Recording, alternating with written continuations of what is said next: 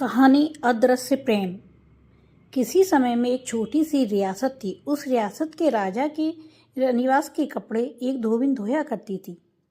वह रनिवास में जाकर कपड़े ले आया करती थी। राजा के एक 10 वर्ष की एक सुंदर राजकुमारी थी।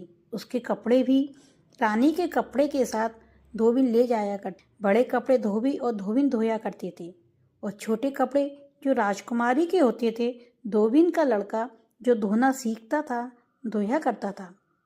वह राजकुमारी के छोटे कपड़े लादी में से बीन लिया करता था और बड़े परिश्रम से धोता था। बहुत समय तक ऐसा ही होता रहा। वह लड़का दूसरे कपड़ों को हाथ भी न लगाता था। सारे दिन लड़की के कपड़े धोने में लगा रहता था। एक बार धोबी के लड़के को बुखार आ गया, इसलिए वह कपड़े नहीं धो सका। धोबिन ने और कपड़ों के साथ राजकुमारी के भी कपड़े धो दिए। यद्यपि धोबिन ने उनको वैसे ही अच्छी तरह धोया जैसे कि लड़का धोता था। जब धोबिन कपड़े लेकर महल पहुंची और राजकुमारी ने अपने कपड़े देखे तो धोबिन से कहा, मेरे कपड़े क्या किसी दूसरे से धुलाए हैं? जैसे पहले मेरे कपड़े धुलते थे वैसे नहीं धुले। धोबिन ने कहा, नहीं महारानी, पहले मैं ही धोती थी, अभी मैंने ही धोए हैं। परंतु राजकुमारी ने उसकी एक बात न मानी और कहा कि अब मेरे कपड़े वैसे ही धोकर लाना जैसे पहले धोती थी। धोबी का लड़का, जिसको बुखार तो उतर गया था पर दुर्बल था, हट करने लगा कि मैं भी घाट पे चलूँगा और छोटे छोटे कपड़े धोऊंगा। धोबिन को डर था कि वह पानी और हवा में ऐसी कमज़ोर हालत में खड़ा होगा और मेहनत करेगा तो ज़्यादा बीमार हो जाएगा। दोनों ने उसे बहुत समझाया पर वह न माना।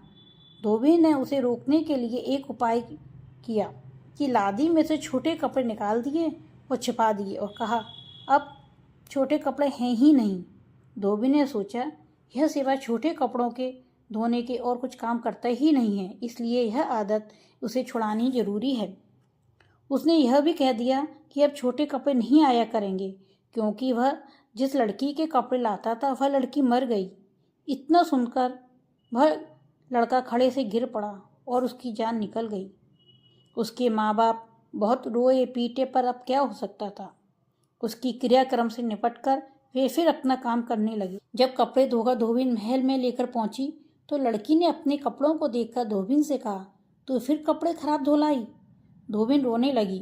रानी ने कारण पूछा। उसने रोते रोते सारा किस्सा कह सुनाया। लड़की की मृत्यु का समाचार सुनकर राजकुमारी भी उसी तरह खड़ी खड़ी गिर पड़ी और उसकी भी जान निकल गई। लड़की और लड़के ने एक दूसरे को देखा न था, पर कपड़ों ही के द्वारा दोनों में इतना अदृश्य प्रेम हो गया कि दोनों ही ने एक दूसरे की मौत की खबर सुनकर जान छोड़ दी।